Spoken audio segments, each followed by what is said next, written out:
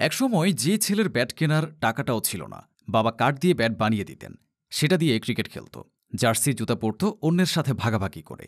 সেদিনের সেই রিশাদ হোসেন এখন আন্তর্জাতিক তারকা। বাংলাদেশ জাতীয় দলের হয়ে এতদিন বাজিমাত করেছেন।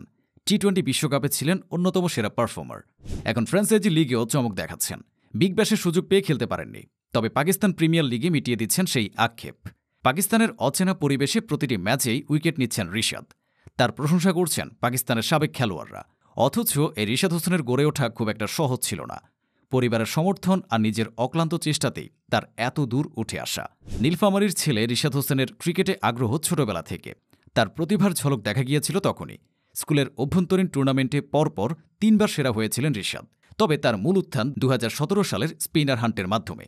সে সময় বিসিবির সাথে মিলে সারা দেশে স্পিনার অনুসন্ধানে ছিল রবি। সেই প্রতিযোগিতায় নাম লিখিয়ে প্রথমে জেলা পর্যায়ে সেরা হন রিশাদ।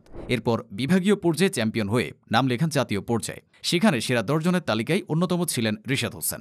নিখুঁত নিশানা ও ধারাবাহিকতার জন্য পেয়েছিলেন সেরা অ্যাকুরেসি স্পিনারের পুরস্কার। এরপর বিসিবির ক্যাম্পে জায়গা পান রিশাদ।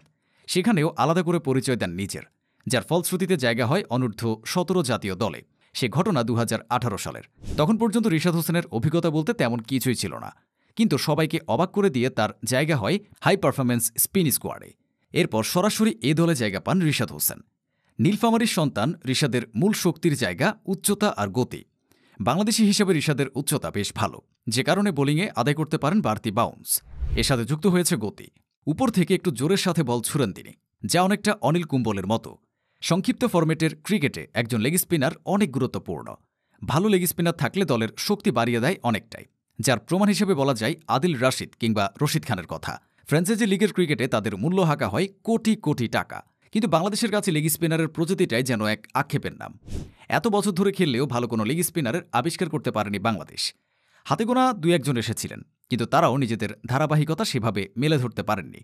বাংলাদেশের লেগ স্পিনার খরায় এখন নতুন ভরসার নাম রিশাদ হোসেন। শুধু লেগ স্পিনার বললে ভুল হবে, রিশাদ হোসেন ব্যাটিংটাও করতে পারেন ভালোই। ইতিমধ্যেই এক ম্যাচে সর্বোচ্চ ছক্কার রেকর্ড গড়েছেন। তবে তার মূল শক্তি অবশ্যই বোলিং। পাকিস্তানে গিয়েও স্পিন দিয়ে চমক দেখাচ্ছেন। বর্তমানে লেগ স্পিনারদের তুলনায় তার টার্ন করার দক্ষতা অনেক বেশি। বর্তমানে পাকিস্তানে খেলছেন রিশাদ, যেখানে স্পিনারদের জন্য উইকেটে বেশি কিছু থাকে না। অন্যান্য স্পিনাররা খুব একটা টার্নও করতে পারছেন না, কিন্তু রিশাদ হোসেন ব্যতিক্রম। তার বলে টার্ন হচ্ছে ৩ ডিগ্রির বেশি।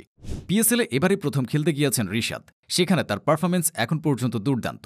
এখন প্রয়োজন ধারাবাহিকতা রক্ষা করা, তাহলে ফ্র্যাঞ্চাইজি ক্রিকেটের হটকেক হয়ে উঠবেন লেগ স্পিনার রিশাদ হোসেন।